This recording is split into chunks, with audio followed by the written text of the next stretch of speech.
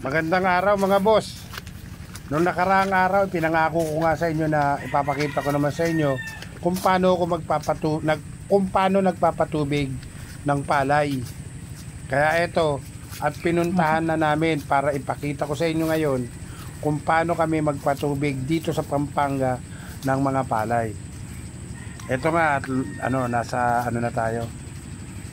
Nasa bukid na tayo mga boss. Ito ay Remedios Lubao, Pampanga mga boss. Sa Pampanga tayo ngayon. Kasama ko yung mga kapatid ko at saka yung mga pamangkin ko. Ayan, naninilaw yung yung mga palay talaga.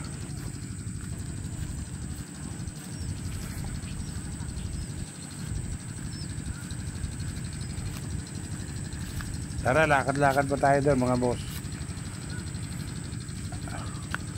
Yung aming kalupaan dito, ito. Yan. Doon sa kabila kasi iba yung may-ari nun eh.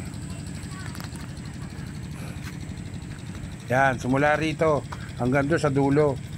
Ayun, yung green na maputi na, yung green na yun isa. Yun yung pinakano, yan o, yung nakikita nyo yan. Eh, pilapil yan, hanggang dyan ang lupa namin. Hanggang dito sa nilalakaran ko.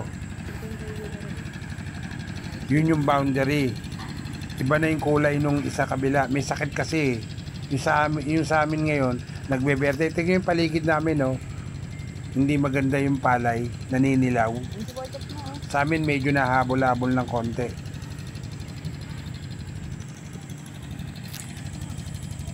Kaya ngayon nagpapatubig tayo. Para bukas naman lalagyan natin ng pataba ito mga boss. Medyo pangit ngayon ang taniman, nagkakasakit ang palay. Ito yung namin, yung kubo namin dito. At dito namin tinayo yung patubigan.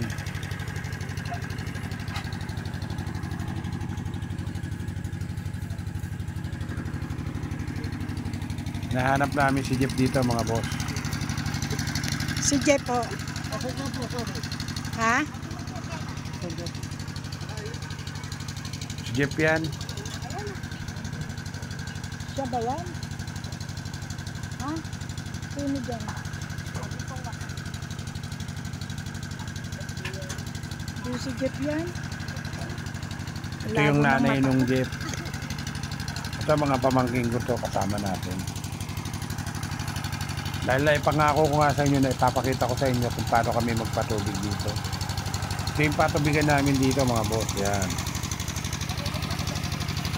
Ayan, medyo ngayon mahal din naman ang gasolina ngayon.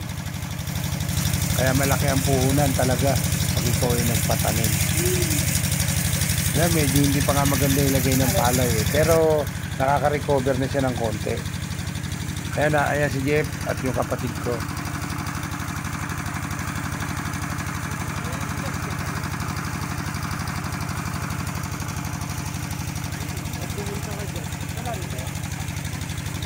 Medyo inaantak pa ako mga boss dahil maaga pa malamig.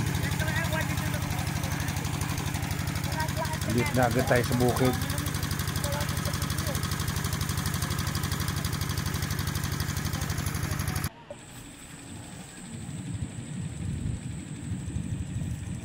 Ito yung kabuuan ng ating bukid. Tara at iikot ko kayo mga boss. Iikot ko kayo dito sa bukid natin. Titignan natin kung nalalagyan na ng tubig yung nasa taas kasi hindi maganda ang na to hindi maganda slanting ng lupa, medyo mababa yung sa unahan, yung banda doon medyo mataas kaya mahirap siyang lagyan ng tubig. Kailangan mapuno muna rito sa baba bago papanig. Medyo mali pa rin yung pagkakalagay ng gripo rito Dapat naglagay ng gripo rito taas muna bago sa baba. Kasi mas mataas ang lupa doon sa taas. Kaya lang nandyan na. Dahil kinabit yung na yan, gripo na yan, wala ako. Kaya hindi ko na ituro.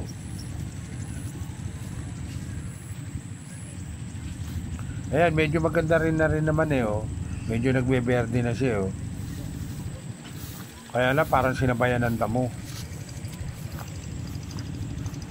Kaya hindi kasi ako maka punta doon sa gitna ng ano eh.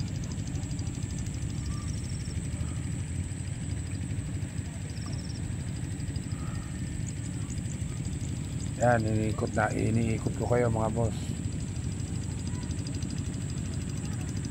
Kasi kinabukasan, uwi na tayo sa Maynila nito.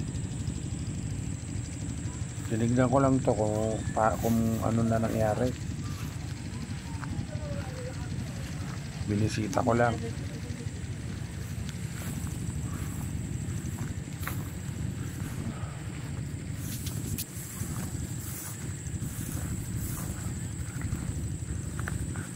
Yan. Pinakikita ko lang sa inyo kung hanggang saan. Kasi nga, hindi maganda yung pagkakalagay ng gripo. Dapat dito muna sa taas eh, bago sa baba. Dati, hindi kami naglalagay ng gripo rito dahil noong ako'y nagtatanim dito. Kasi ako ang unang nag-alaga sa lupa na to mga boss. May mga, doon sa ano, may mga palaisdaan dito ng tilapia. Lagi sila nagpapalabas ng tubig. At napakaraming tubig dito. Kaya hindi na ako nagpagawa ng motor dito noon dahil lagi ngang may tubig dito eh, libre lang. Kaya nung araw eh, malakas kami kumita rito. Yan, kabuuan ng lupa mga boss.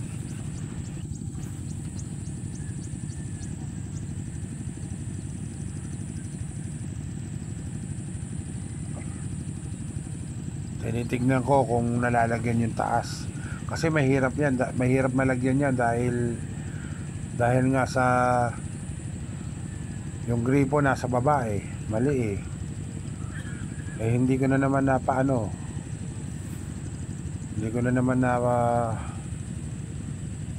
paayos-ayos pa dahil nga sa hindi naman ako nakakapunta agad eh.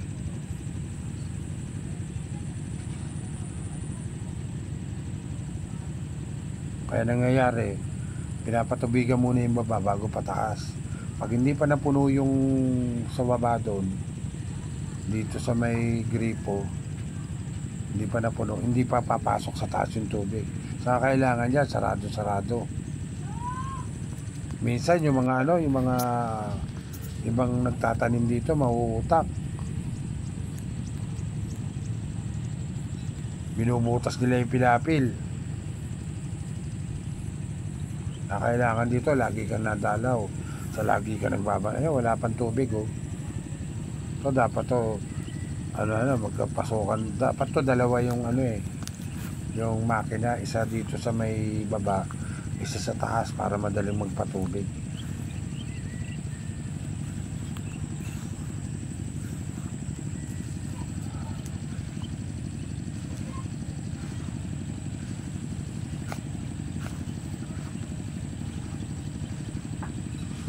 Medyo masakit nga ang ulo ko ngayon at ako'y sinisipon mga boss.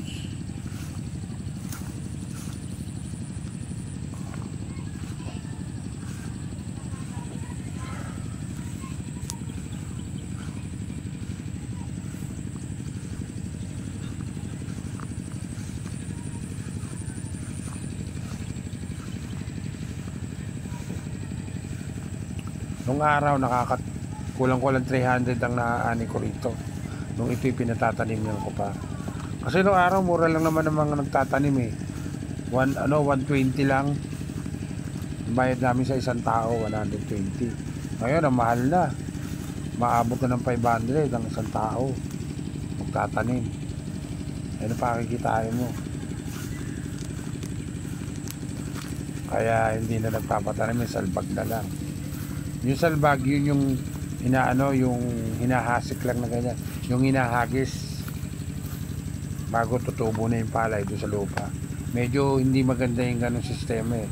Sa Bulacan ganon, pero kami nung araw dito hindi kami nagaganon, kundi tanim talaga.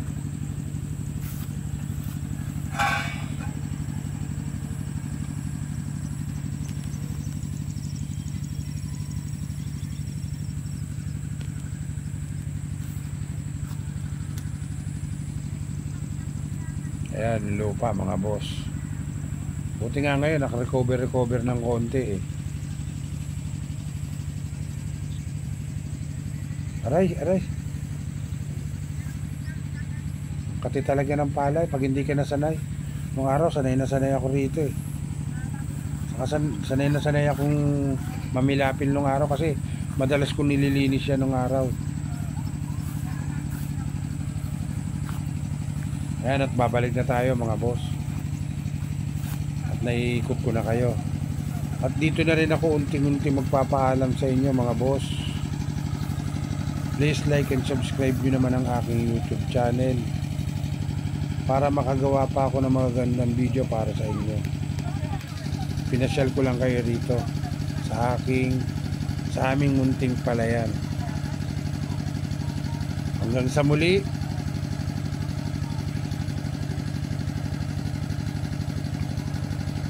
Bye bye.